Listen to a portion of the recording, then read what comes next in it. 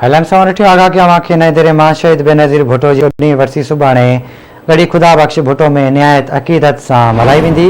इंतज़ाम आख़िरी मरहले में दाख़िल थी विया आहिनि। कारकुननि जी मज़ार ते पहुचण जो सिलसिलो शुरू थी वियो आहे। गढ़ी खुदा बख्श भुट्टो में स्टेज ऐं जलसेगाह खे तयारु कयो वियो आहे। जलसेगाह अॻियां कैंप्स बि लॻाई वियूं आहिनि। पीपी चेयरमैन बिलावल भुट्टो ज़रदारी, अॻूणो सदर आसिफ अली ज़रदारी, राजा परवेज़ अशरफ, यूसुफ रज़ा गिलानी, मुराद अली शाह, निसार खोड़ो ऐं ॿिया ख़िताब कंदा।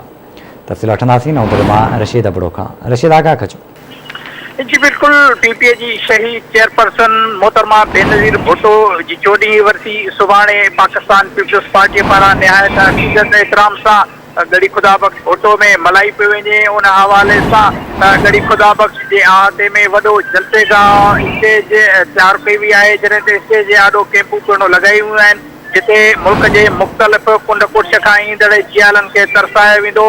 जीअं जलसो शुरू थींदो त जियाला कैंपुनि खां निकिरी पंहिंजे क़ाइद बिलावल भुट्टो ज़रदारी, आसिफ अली ज़रदारी ऐं ॿियनि मर्कज़ी तौर सूबाई अॻुवाणनि जो ख़िताब ॿुधंदा। जॾहिं त सिक्योरिटी जा इंतज़ाम पिणु निहायत सख़्तु कया विया आहिनि।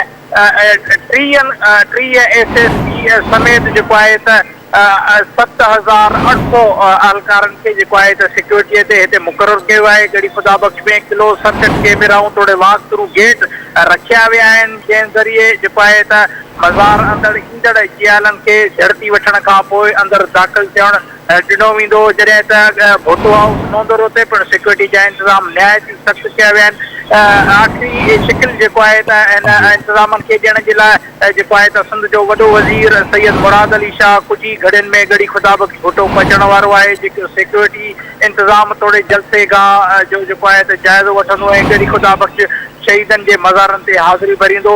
मुख़्तलिफ़ हिसनि खां मुल्क जे जेको आहे त जियालनि जे गढ़ी खुदा बख्श भुट्टो पहुचण जो जेको आहे त उहो सिलसिलो शुरू थी वियो आहे। जी ठीकु आहे रशीद, वॾी महिरबानी अव्हां जी तफ़सील खां आगाह करण।